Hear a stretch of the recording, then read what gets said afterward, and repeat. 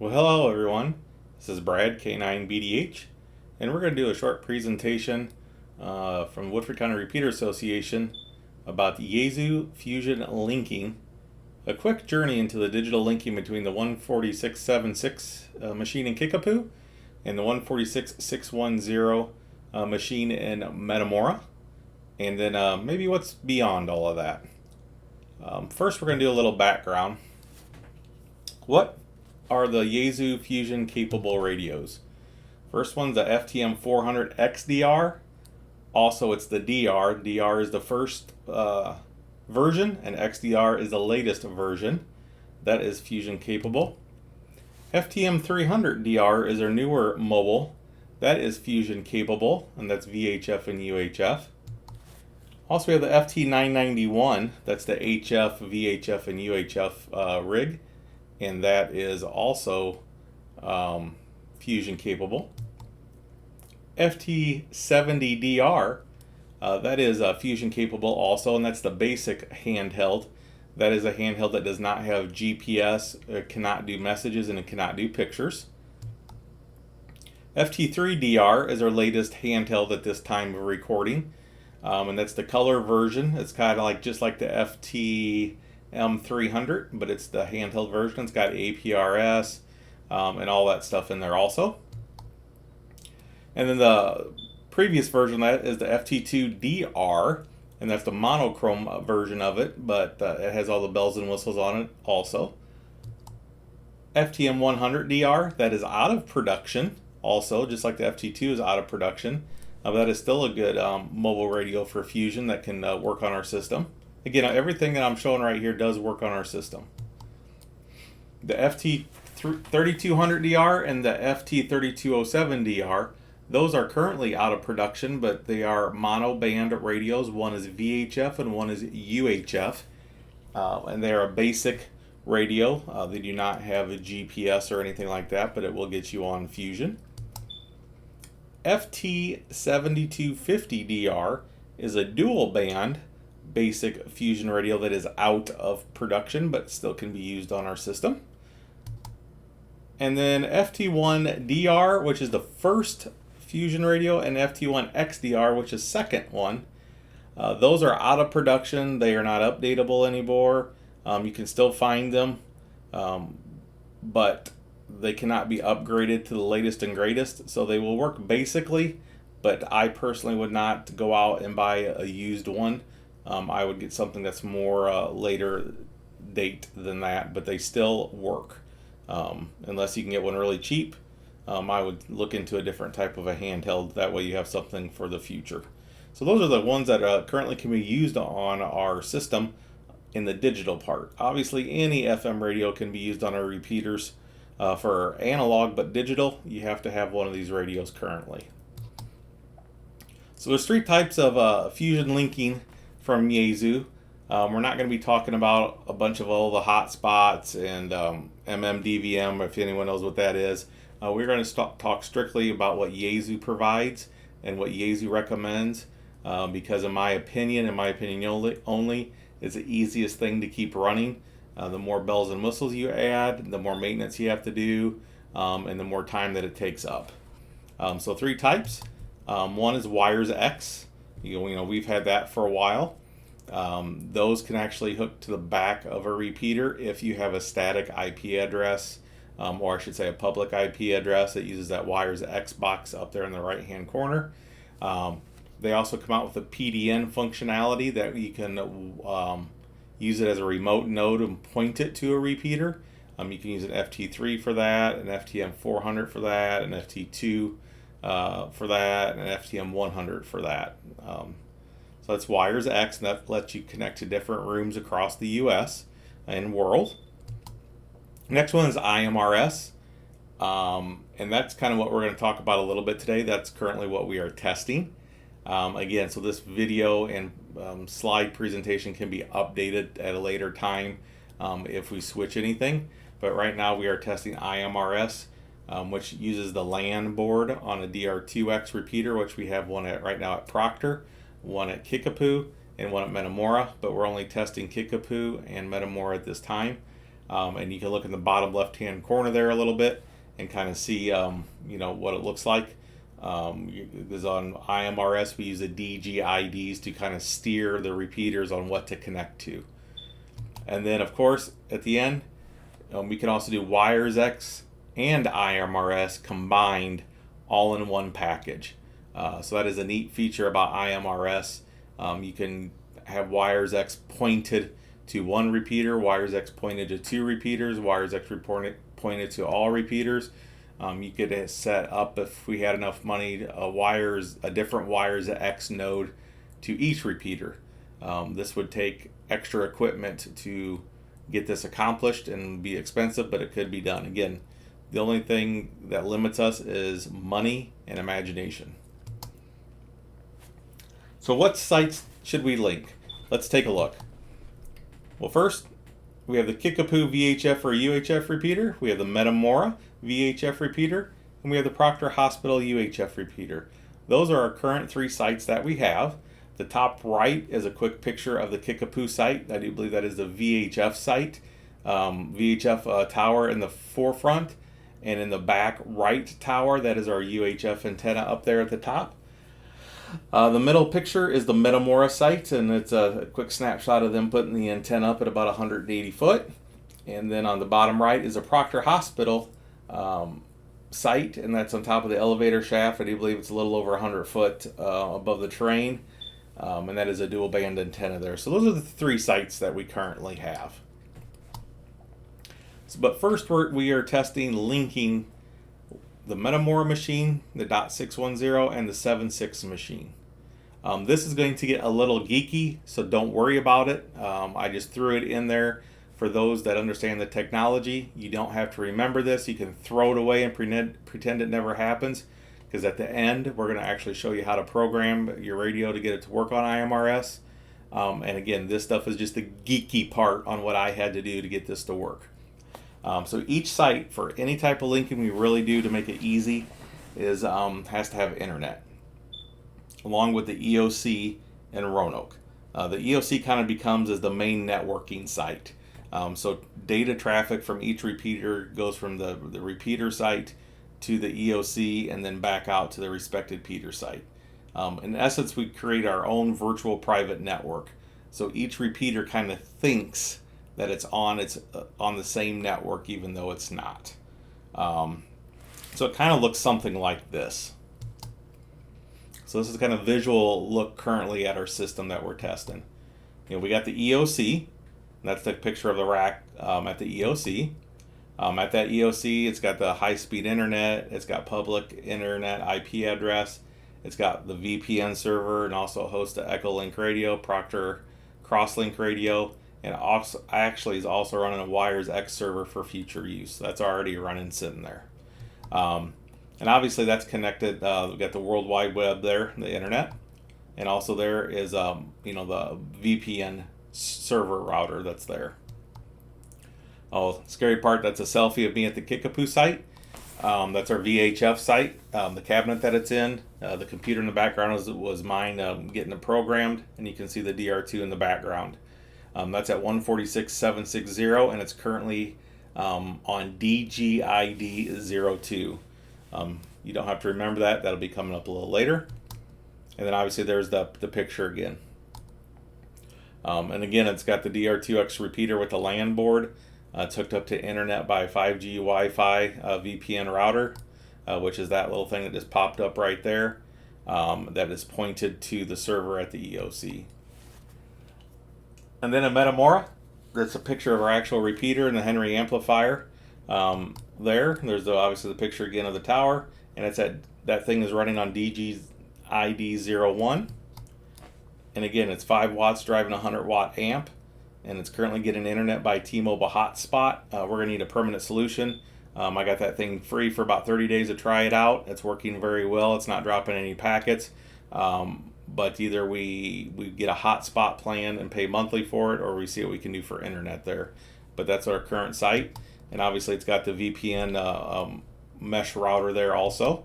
So what it does is, in layman's terms, the EOC connects to that, and if you look in the middle there, to the VPN router. The VPN router connects to the internet. And then on the Kickapoo site to your right, as you're looking at the screen, that site connects to the VPN router, which then connects to the internet, which obviously connects to the EOC router at the EOC.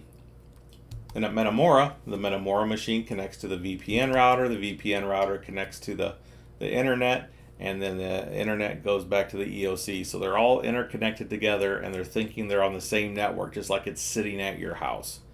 That's the geeky stuff we're going to get to. We're not going to go any further. If you guys want to know more about the geeky stuff, ask away. It's not that difficult, but I just want to throw it in there because that's everything I kind of had to set up to get this to work. It sounds really worse than what it is, but there you have it. There's not much equipment involved to get this work besides some internet and these mesh routers since they're at different sites. So pretty cheap to get going and keep going. Now let's get into the fun stuff. How do you actually use it? Now this part is simulating like you're going to use the Metamora machine. So we're going to pretend here that you are going to use 146.610. So you're going to go to your Yaesu radio and you're going to go to that repeater that you programmed in for Metamora 146.610 with a negative offset. And here we go. Again, you're going to tune to the repeater frequency like you would any other radio. Next, you're going to put the radio in the DN mode. That's digital narrow mode. There's also voice wide mode. I prefer digital narrow. It's got a little better forward error correction. You also get the GPS and everything of the other person that you're talking to. Next, you're going to press and hold the GM button, a long hold. The DGID screen will then come up something like this that you see there. The one on the left, as you're looking at it, that's kind of hard to read, but it's DGID 50. That's kind of shown there. That is from a FT2DR. The one in the middle is from an FTM 400. And the one on the right is from an FTM 100. You want to get to that screen, and then what you want to do is you need to change the DGIDTX. And if you look at the one in the middle, that's the one on the left. So you want to push buttons to be able to change that from 00 to 01 or 02. Okay? 01 or 02. So we're going to simulate connecting to the Kickapoo repeater. Remember, 01 is Metamora, 02 is Kickapoo. So think of it as I'm on Metamora and I want to call the Kickapoo repeater, and the phone number for the Kickapoo repeater is 02. So you want to put 02 in your DGID and then back out of it to the main screen. Okay, so this is how you use the system fusion. First, you're going to go to your repeater. So in this case, this is 146.610, the Metamora repeater. And then to get, you're going to go to make sure you're in digital. So in the top right hand corner, so this is FM. See the top, FM. And now you want to go to digital. So we want to do digital. And now, if you want to link to the 7.6 machine, you got to change the DGID to 2. We're already there, but we're going to make sure to show you how to do it. So what you want to do, you're going to hold the GM button down, and then this menu pops up, and it says DGID transmit, DGID RX receive. 00 means it receives all DGIDs, so in other words, open squelch, and transmit 02. So we want to transmit 02 to make the connection to the 7.6 repeater. But if you want to change it, what you want to do is you want to press DGID once, and you notice it moves over there, and then you can take the top of your radio and you can change it to 01, 02, 03. So we want to leave it at 02, and then we're going to go back. Now we're on there. Now when you key it up, you're going to hear a single beep saying that it's making the connection.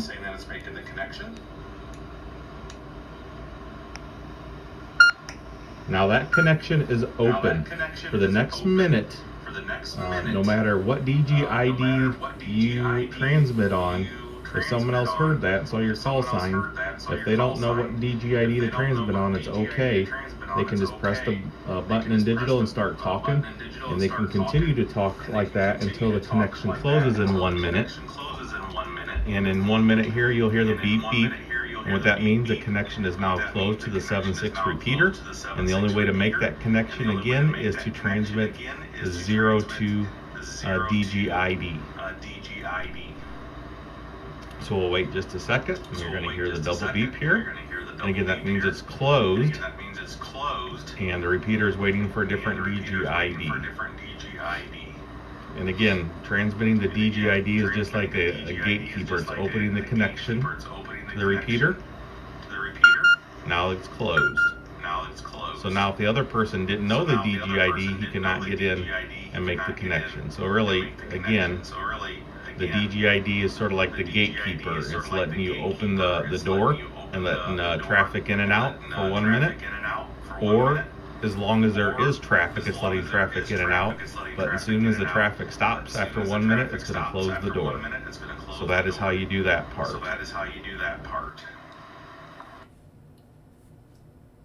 Then here's coming up the reverse on how to do it from the 7.6 machine to the 6.10 machine. Okay, well, so you want to use the 146 6.10 Metamore repeater locally and not link anything. What you do is, number one, you want to make sure you're in digital by using the mode buttons. If you press the mode button, it scrolls, that's voice wide. That's FM. That's voice wide with a top. That means automatic mode. That means it will receive in either analog or digital, but it will transmit on digital. And this is digital narrow. That includes the GPS information. Okay, and that is how you do it to do digitally no linking from the 6.10 machine. I apologized on the top. It does show that it shows 146.60. It should be 6.10. Again, to use the 6.10 machine with no linking on digital, you just put it for DGID 01. So the next slide here is showing it on an FTM 400. And you're going to see you're going to press and hold your display button. You're going to go to TXRX. And you want to hit digital. This is kind of setting up for the first time. You want to make sure the AMS TX mode is on auto. You have different choices. TXM is manual selecting how to transmit. TXFM fixed, that means it's always going to transmit on FM mode. That's going to be transmit on digital narrow mode.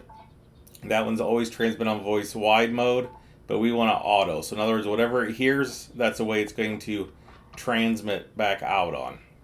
Hit back again. Hit transmit, TRRX, hit digital, just double check that it is on auto, and it did stick. Audio, just leave it all normal or mic gain of low, your choice, and then you back all the way out, and there's your screen. So notice at the top, it's going to say currently it's at negative offset T-TRX. And it says TX02, that's DGID transmit 02, and receive DGID of 00. The DN on the right, the red with a line over the top, means it's going to transmit on digital narrow, and it's going to receive either analog or digital, because that's what the line means. The line over top means automatic mode on that. To change the mode on a FTM 400, on the left-hand side, you're going to see the D and the X button. You just tap that once, and that will cycle through digital narrow, voice wide, automatic, and FM. So now on this one, we're at 146.610, and there's nothing up there that shows TXRX for the digital IDs because we're on FM. As soon as you switch it to digital, you're going to notice that the TX comes up because it's digital. And there's regular digital, not automatic select, and it's still got it up there. There's voice wide, and there's a DGID. Oh, hi, Roger. and then it's up there, and it goes back to FM, it disappears. So don't freak out when it's not there on FM. You got to have it on a digital mode to have the DGID pop up. Hold down the GM button, and then you're going to bring up the DGID. You're going to push the top right button, then you can change it to whatever number you want, but we want 02. Oops, I just messed up there. It's 03. Notice it says 03 on the top. That's wrong. So what we want to do, whoops, sorry about that. We're going to hold the GM button again. We're going to go up there, change it to 02, back up. There it is, 02. So now we're going to key up the radio.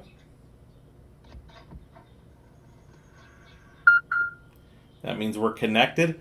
Kind of think of it as a party line. You just opened up the party line on the old phone there. And now it's open for anyone with a DGID, not 00. It could be 01, 02, 03, 04, 05.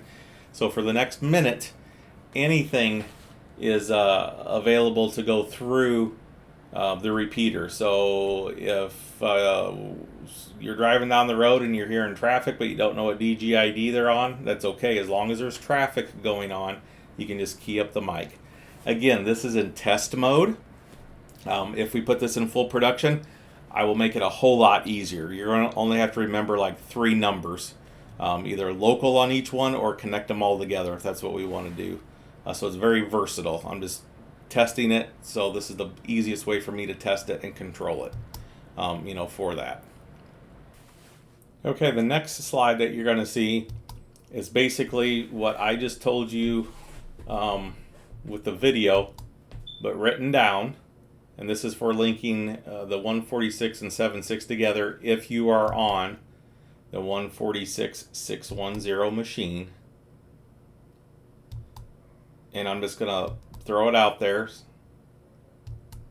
and just let it sit for a couple seconds. Again, you can pause it, write it down. But just think of it as the DGID as the doorman for a party line for those of us that are older and had party line phones. When you got to have the right number to dial to get the party line to open. So if you're on the Metamora machine, the number you want to dial to call Kickapoo right now is 2. So you want to dial up 02 when you're on Metamora to get Kickapoo to answer is the easiest way I can kind of think of it. If you're on the Metamora machine and you don't want to call anybody, but you still want to use the machine, you use 01. So again, this right here is what you're looking at, is if you're on the Metamora machine and you want to call the Kickapoo machine. Again, this is just a test mode, subject to change. So basically what you're going to see next is how do you do it in reverse?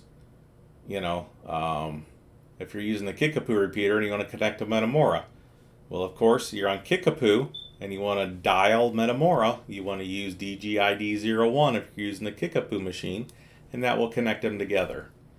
Again, I'm just going to throw these up here. It's just basically the reverse of the other way. Once you do it a few times, it will get easier and easier, how to do it. And we can make it easier. Again, this is just testing to make sure all the components would work, and it's a viable solution for the Repeater Association to use long term with minimum maintenance is the key to all of this. And again, what happens if you want to use digital and no linking? It's real simple. If you want to use a 146.610 digitally and no linking, use DGID01. If you're going to be on the 7.6 machine and you just want to use it locally and no linking, use DGID02. That's how easy it is. You're not going to hear any beeps when you use them locally because that is their default IG. So the default IG for the Metamora is 01. The default ID for 7.6 is 02. So when we're using the defaults, there is no beeps. So when you hear beeping, you know it's linked to something. So that's really it, how to do it. That's what we're currently testing. And again, subject to change, we will make it easier if we can go this route. But we just wanted to make sure it worked. So that's what I'm testing. Some of you are asking, well, that's great, but what happens if we want to add more repeaters? It's pretty easy. Each new site would have to have a DR2X, like Proctor already has one, but it's not linked. Each new site would have to have that little mesh router, that little brown thing that we saw. That's about $40. And then you just program each repeater to a different DGID. So for example, you'd name Proctor DGID 03, and 03 would be used for, local Proctor digital with no linking. And then you would go to the site and program each repeater to see Proctor. So I'd have to run out to Kickapoo, program that one. I'd have to run into Metamora, program that one, and then go to Proctor and program that one. So it does take a little bit to set up, but once you're done, you're done. You don't have to go back. And that's really about it. But to add another repeater on top of that, we'd have to do the same thing all over. We'd have to visit each site, add the little mesh router, and program everything. So it's a little heavier on the front end, but a lot easier, in my opinion only, to manage on the back end. Again, that's way down the road. I just want to throw it out there so everyone knew yes, we can add more repeaters. So again, if you're using Proctor and you want to link up to 610, you would use DGID 01. If you're on Proctor and want to link up to 76, you would use DGID 02. And let's say you want them all connected together. We pick a number that we want to use, let's say 50 or whatever we decide, and if you use 50 for DGID, it would literally link them all together. So that is a possibility also. So why start with IMRS and not Wires X? Yes, we do have some Wires X equipment. We were using it when we had the good internet at the EOC and had the repeater there, but we currently don't have that type of internet at any site. There's less hardware involved in this. Easier to maintain currently for me anyway, because I'm the one that's doing it. You can pass messages and pictures through the IMRS network. Through any repeater. Wires X you cannot.